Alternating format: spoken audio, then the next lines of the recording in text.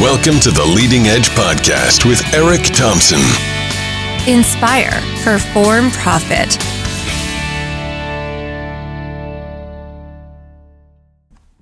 Hey, what's going on, everybody? Welcome to episode number 16. I, of course, am your host, Eric Thompson. This one is titled The Emotional Bank Account. Let me start by asking you a question.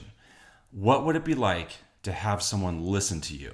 And I mean really listen, like be really, really tuned in to what you're saying, like hanging on to every word. What would it be like to have a lot of influence with a person, to have them be super open to your suggestions? What would it be like to be able to have a conversation with someone where you're comfortable saying pretty much anything, where things are just out on the table, it's open and honest?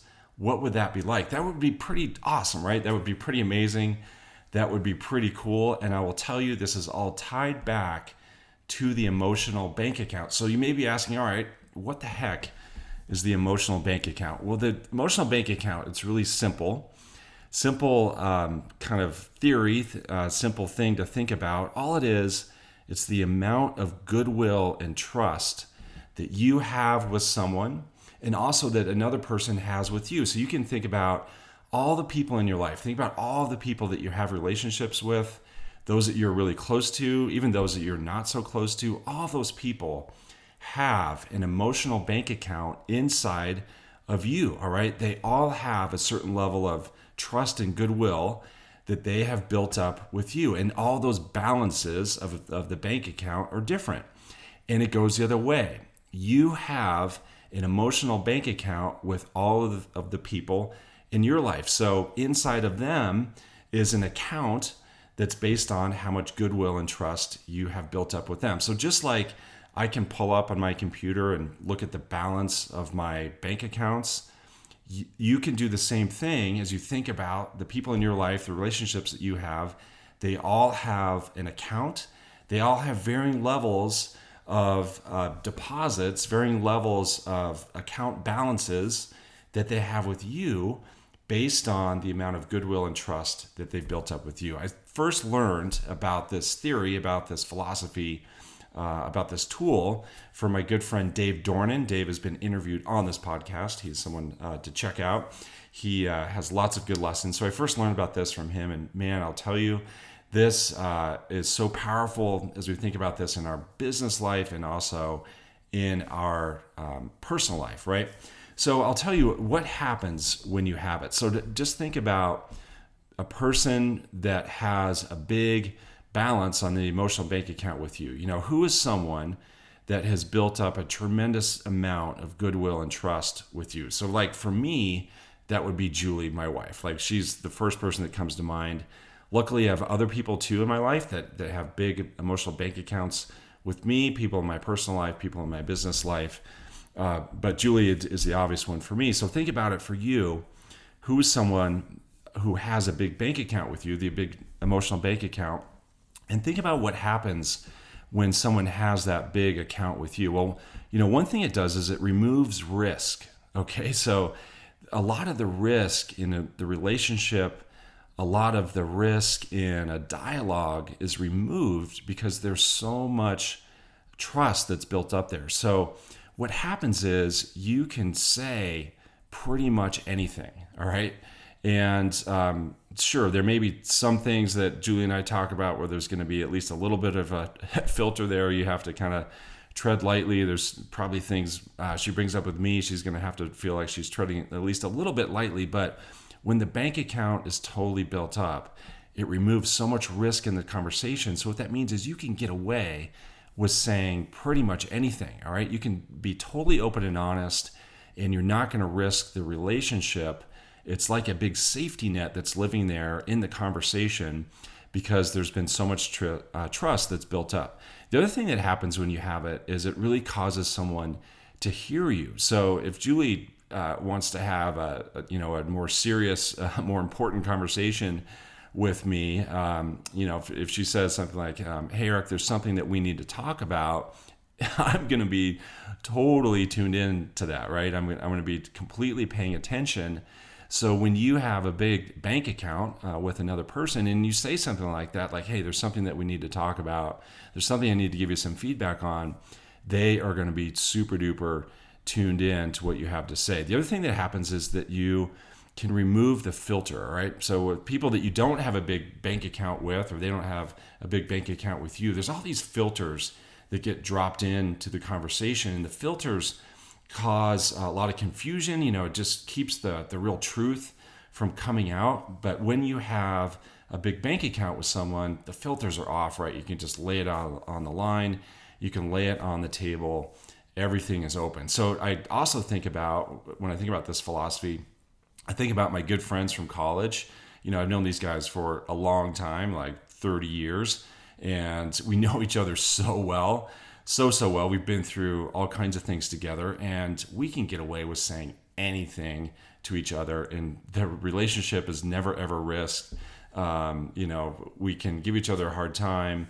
We can be open and honest with each other, and there's no risk to the relationship. So when you have this in place, you remove the risk, it causes someone to really hear you, and all the filters can come off. Another person that comes to mind is one of my very first sales managers. Her name was Trisha Hyon. And at the time, I was in Breckenridge in real estate, and I was new to that market, and I was kind of struggling. So even though I had had success in real estate in the past, because I was brand new to this market, I was new to resort sales, I was struggling a little bit. And she watched me struggling, and God bless her, she saw that I had some potential.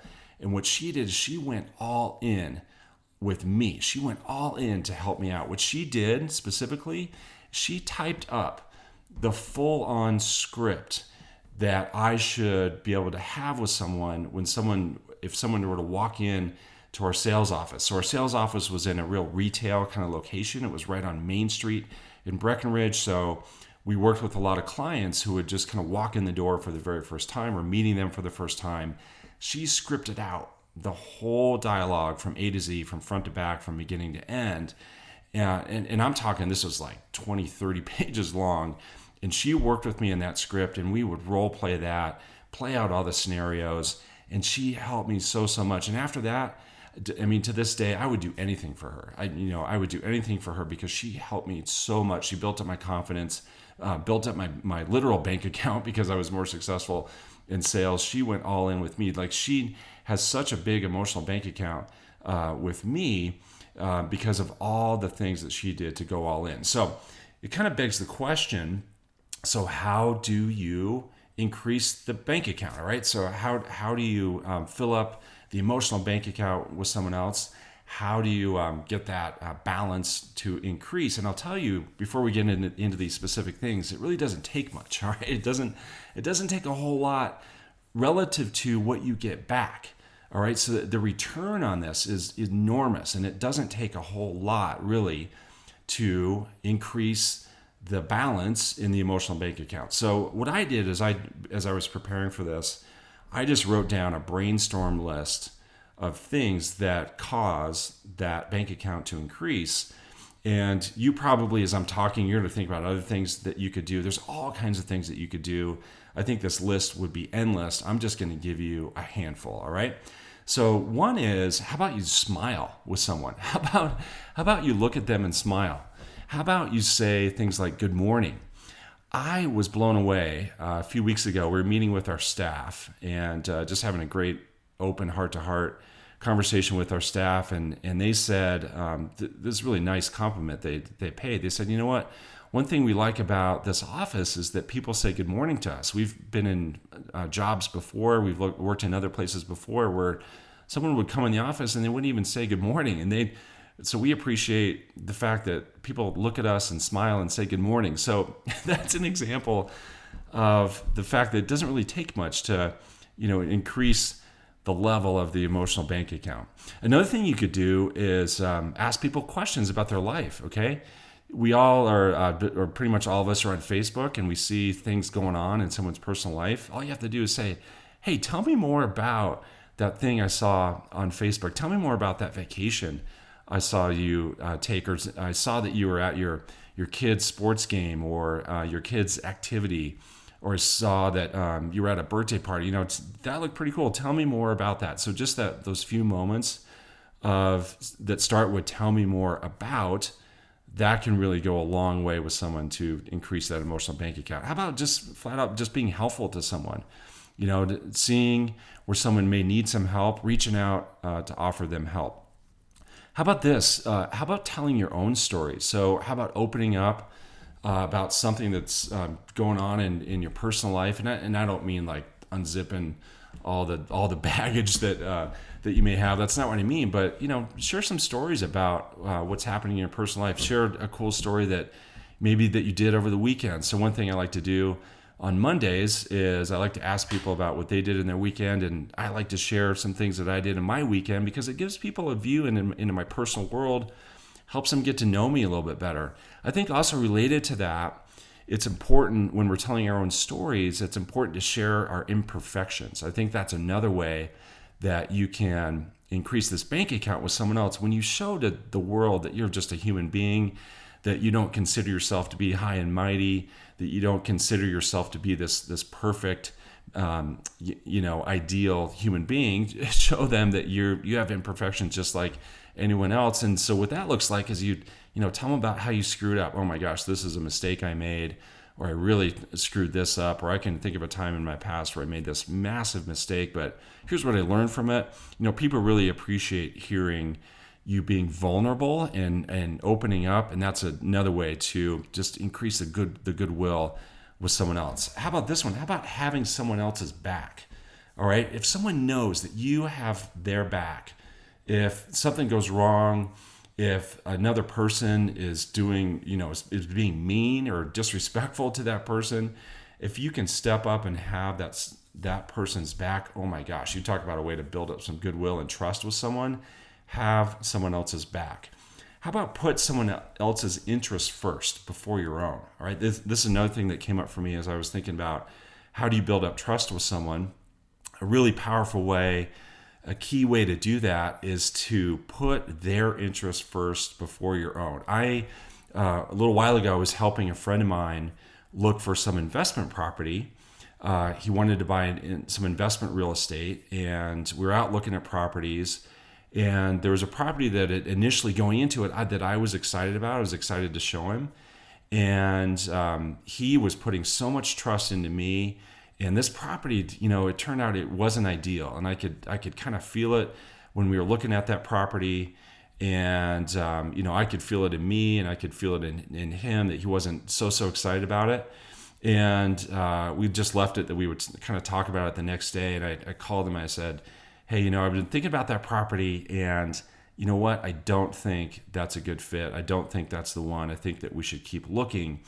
And I already had a great amount of goodwill with this person, and the response from him was so cool. He's like, you know what, man? I so appreciate you saying that because I was kind of feeling the same thing.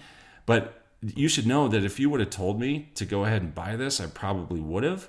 But I so appreciate you just stepping up and saying that and realizing that wasn't an ideal property.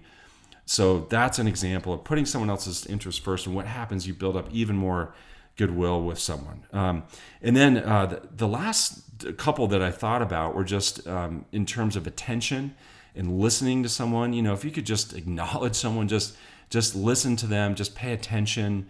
Don't be distracted while you're listening to them. Put your phone down, look them in the eye, give them both your ears. That's a way to build up a whole lot of goodwill and trust. And then the last one I thought about is in terms of listening, listen without judgment. How about you just listen without judgment? Just listen to what someone has to say. Don't step in with yeah buts or you should have or why didn't you. None of that. Just totally go all in to listen with someone. So how do you know if someone has a big bank account with you? How do you know if someone has like a big balance in the emotional bank account with you? I was thinking about this, and it's kind of a funny test that I thought of. And the test is this. I want you to imagine someone coming to you and saying, hey, I need to give you some feedback. Or there's something that we need to talk about. There's something going on that I think I need to tell you. again, that I need to give you some feedback. What would be your reaction? I think this is the true test. If someone does have a great bank account with you, this is the true test. The test is this: would you be all ears or would you roll your eyes? All right? Would you be all ears or would you roll your eyes? When someone comes to me who has a big emotional bank account with me, who's built up a ton of goodwill and trust, if they come to me and I can tell this is going to be a more serious conversation, this is kind of a game on conversation, they say to me, hey, Eric, I need to talk to you about something. I need to give you some feedback. If it's someone who has a great deal of goodwill and trust with me, boy, I am all ears. If it's someone who doesn't, and I can think of some people in my life who don't, and I'm guessing that you can probably think of those people too.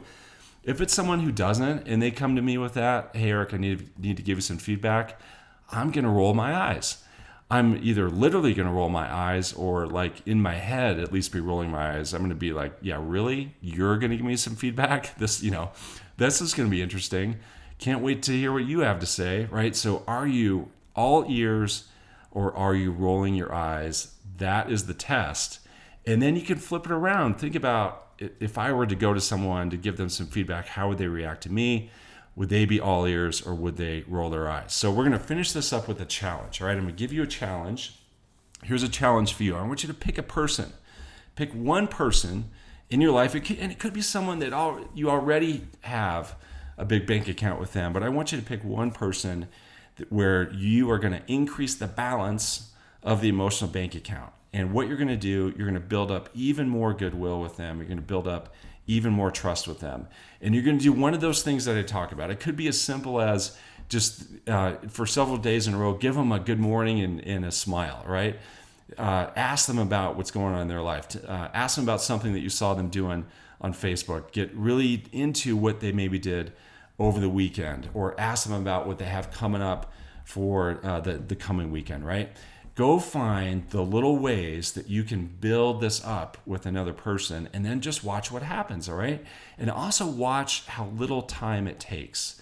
Watch the fact that it does not take much and watch the returns that you're going to get from doing these little things.